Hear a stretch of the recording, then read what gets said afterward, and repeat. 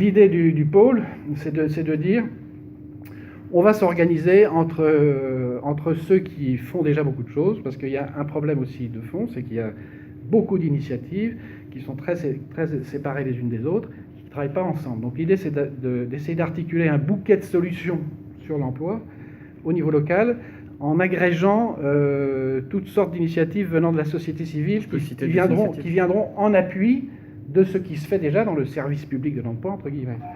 Donc, quel type d'initiative? Bah oui, par exemple, nos quartiers ont du talent qui fait du parrainage, Mosaïque RH, Solidarité Nouvelle face au chômage, Papa Charlie, etc. Actuellement, on est à peu près une quarantaine d'organismes, entre guillemets, de structures, sachant que les gens sont là un peu à titre personnel. C'est un petit peu mixte, c'est un petit peu mélangé, mais c'est voulu. On ne va pas remplacer Pôle emploi. On ne va pas remplacer Pôle emploi. Là, on a passé récemment, d'ailleurs, plus de 2 heures avec la direction générale de Pôle emploi, qui évidemment s'inquiétait un peu. Ils ont dit, mais vous allez faire notre boulot. Bah, d'abord, on n'est pas à la même échelle. Il faut être modeste quand même. Hein. Puis on n'a pas 53 000 salariés, puisqu'on n'a que des gens, des bénévoles qui essayent de s'organiser un petit peu mieux.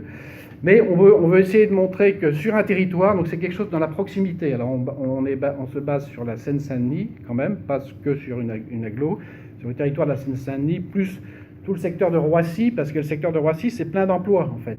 Donc sur ce territoire-là, on va essayer de voir comment on peut s'organiser pour faire donc des bouquets de solutions, articuler beaucoup mieux tous ceux qui travaillent sur les questions d'emploi à titre associatif et tout, de manière à ce qu'au moins les prestations qu'ils proposent soient utilisées. Je parlais tout à l'heure de nos quartiers du talent, par exemple. Vous savez, c'est un système où ce sont des cadres dans les entreprises qui parrainent des demandeurs d'emploi de Bac plus 4. En Ile-de-France, c'est ce niveau-là, issus des quartiers ou des milieux défavorisés. Eh bien, il y a 900 parrains dans les entreprises actuellement qui n'ont pas de filleul, alors qu'il y a 10 000 chômeurs qui correspondent à cette catégorie de population dans les fichiers de Pôle emploi.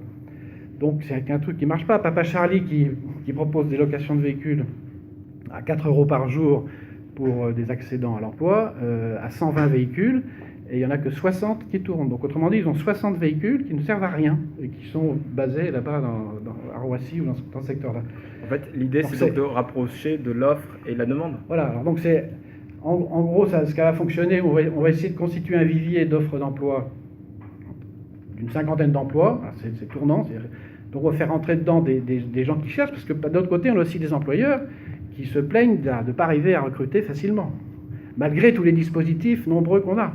Et de l'autre côté, on va travailler avec des prescripteurs qui peuvent être, par exemple, le réseau d'émissions locales ici en Seine-Saint-Denis, qui s'appelle Convergence, va travailler avec nous, mais aussi le réseau de l'insertion par l'activité économique, de manière à sélectionner des candidats, présélectionner un certain nombre de candidats qui correspondent à des offres. Et ensuite, entre les deux, on va faire une sorte de coordination de tous les réseaux d'accompagnement. On va les mettre ensemble dans un collectif de travail. Voilà.